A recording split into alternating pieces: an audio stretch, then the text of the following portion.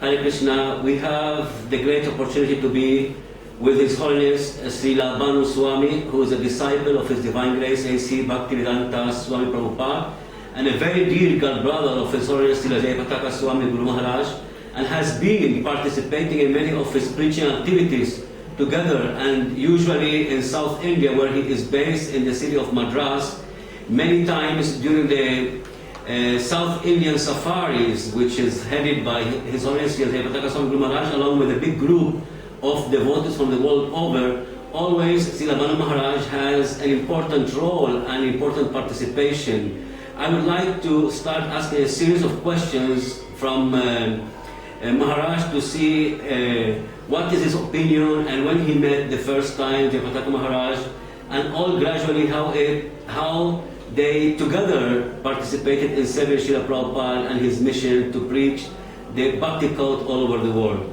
Maharaj, thank you very much for giving us the opportunity to share with us some of the insights and inputs about the personality of Srila Jayapataka Swami Guru Maharaj. I would like to ask you first, when was the first time that you met Srila Jayapataka Swami Guru Maharaj? When I came to India with Srila Prabhupada, Jayapataka Swami and Chutananda Swami were there in Calcutta. However, they weren't Swamis at that time. They were just brahmacharis. So that's the first time I met him. And then after that, I returned to Calcutta that same year and stayed for a few months, but then I went back to Japan, so I didn't see him for some time. The next time was probably in the 1980s that I actually saw him. Or after 77, 78, like that. Then I lived in Mayapur for some time, and so I was his secretary for some time, and that's where I got most of my association. After about 1983 or 2, I was in South India mostly, so I was not so well acquainted with his activities after that. I would like to hear from Your Holiness the first years you said in Mayapur, where you were secretary of Srila Jayapataka Swami Guru Maharaj. How was to become a secretary? How was the dynamism of his work, his activities? He started becoming the role of a spiritual master. If you'd like to give us a little bit on that perspective. We have heard the first words from His Holiness Bhanu Maharaj about the early days when he met Guru Maharaj in Mayapur, and after the departure of His Divine Grace, Srila A.C. Bhaktivedanta Swami Prabhupada, Bhanu Maharaj went to Mayapur, and maybe at the beginning of the 80s, he started becoming a secretary of Srila Jayapataka Swami Guru Maharaj.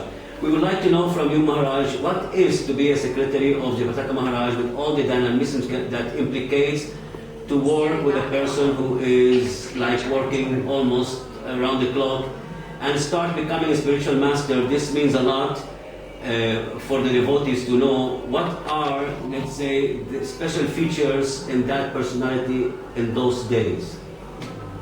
Well, being the secretary at that time was a little bit undefined. Obviously, was supposed to answer letters and things like that, but we didn't have computers at that time, so it either worked by tape recorder and a typewriter, just a regular old typewriter, which is a little difficult to do.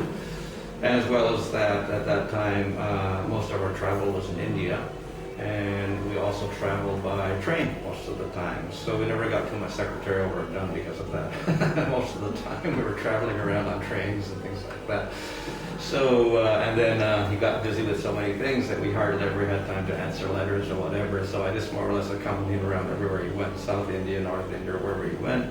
And we didn't get much letters accomplished in terms of secretarial work.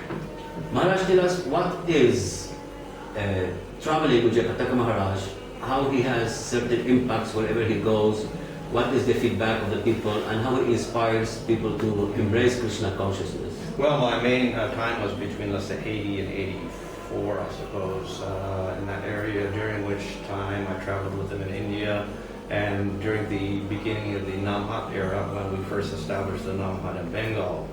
So that was probably the interesting part in establishing the Namhat in Bengal. So we would go to the different villages, and that was rather a new type of activity to be done to preach to the villagers, etc., and establish an organization. So he first wrote a little booklet for rules and regulations for the Namhat at that time, and we tried to implement that in the wherever we went in etc. So that was one of his main energetic activities at that time in India.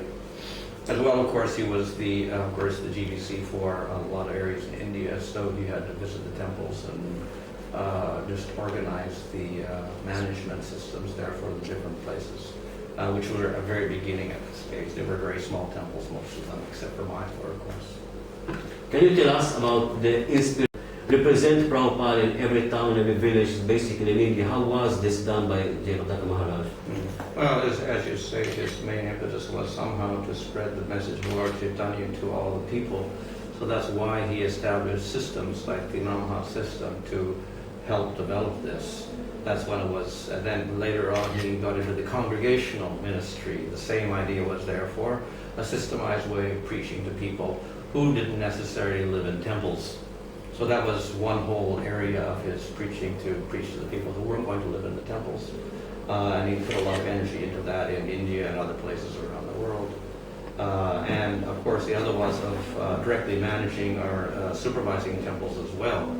So these two facets were the areas in which he worked, mainly reflecting his desire to fulfill Prabhupada's order to preach to all the people. So at all times he was endeavoring to do that through these methods of congregational preaching, Namhat, etc. What do you tell about his personality, the way when he started preaching? We spoke about his activities, but what about his personality in the preaching field and in the wide variety of services that he had to please Srila Prabhupada? Well, as far as personality is concerned, he was very concerned about everybody. That's why he went to the villagers. In the beginning, a lot of the devotees thought, why should we go to these villagers in Bengal? We don't need villagers, we're preaching in cities.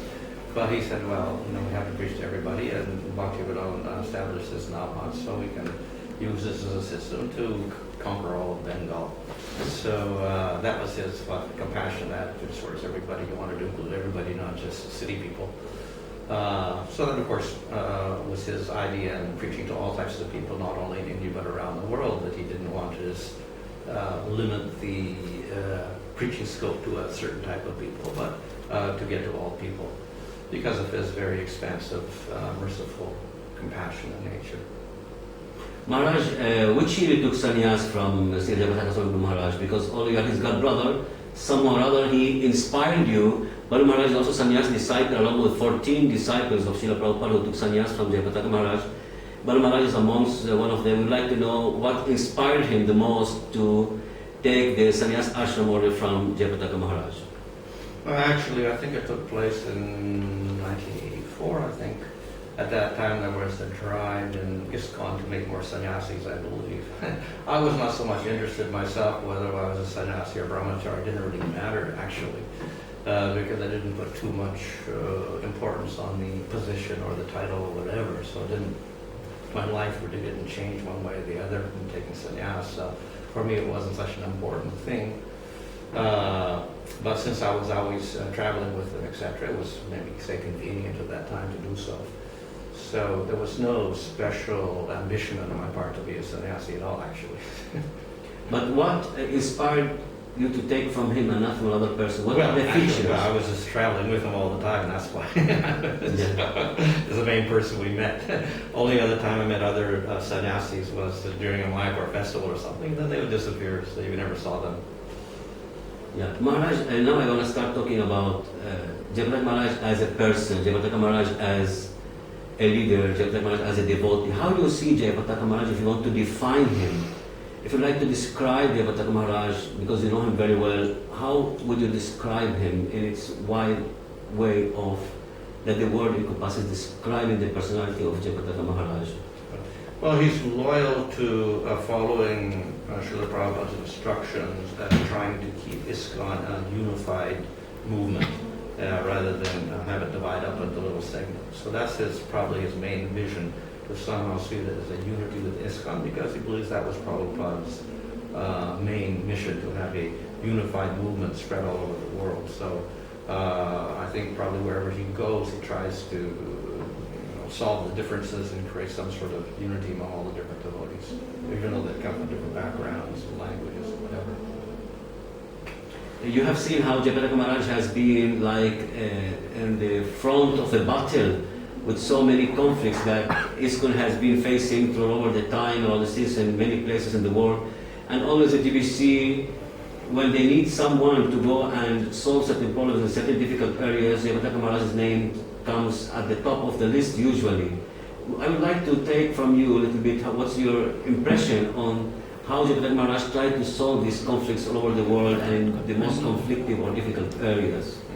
Well, I think mainly his quality is that he's willing to listen to people, and he doesn't take sides. He tries to be neutral and not politicize the issue. So for that reason, he's good at talking to people in different ways without taking a preconceived type of attitude towards them. So he tries to be merciful and accommodating to all people. So that's a good quality in trying to negotiate settlements when there is conflicts or whatever around the world. As a GBC, because there are also a GBC, and Jayapataka Maharaj, many of his brothers, they call him as the GBC parliamentarian, and he has supported a lot between rules and systems and defines, like Hare Swami says he is the parliamentary father because he's the one who made in a systematic way the GBC to work in a more professional way. When you started working as a GBC and you see his performance, would you like to share with us a little bit your impression on Jayapataka Maharaj as a member of the GBC in administration and decisions? Well, for any meeting to run properly, especially when we begin to have bigger groups, we need laws, just like we need laws for a country to function. So for a meeting to function also, we do need rules and regulations. So we can invent our own rules and regulations, which we do to some degree. Or we have some general rules which are universally followed around the world.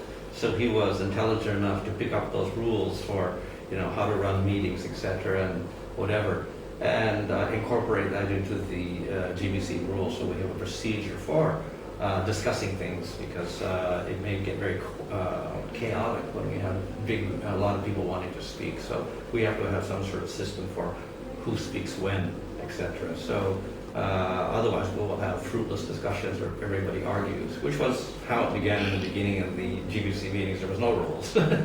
So gradually, through his efforts, they established a whole set of rules so that the meetings could go on very, very peacefully, and we could get more results from the meetings. Maharaj, usually the devotees who are watching us, they will be much more delighted when we tell them certain stories or anecdotes or certain things that I'm sure you sometimes tell other devotees in your intimate meetings, but that maybe it's the time that to share it with other devotees, that you have the opportunity to, let's say when you travel with Guru Maharaj or when you are in Mayapur, certain things which are like unforgettable. What would be those things that you would like to share with us? Oh, I don't think I can remember anything right now. Just that in traveling with him, there was always a little bit of anxiety because, as everybody knows, he delays a lot. So you're always almost late for everything, or late 2 hours or 3 hours. But when you're to catch a train or something, you can't do that. So we had a lot of pressure on us all the time to keep the schedules when trains were, running on time, etc. So that was one of the main, problems or anxieties also in traveling with him, that we had to always keep schedules for strict schedules for that, in spite of the fact that he was overburdened with so many interviews and things like that. So I don't remember any specifics though.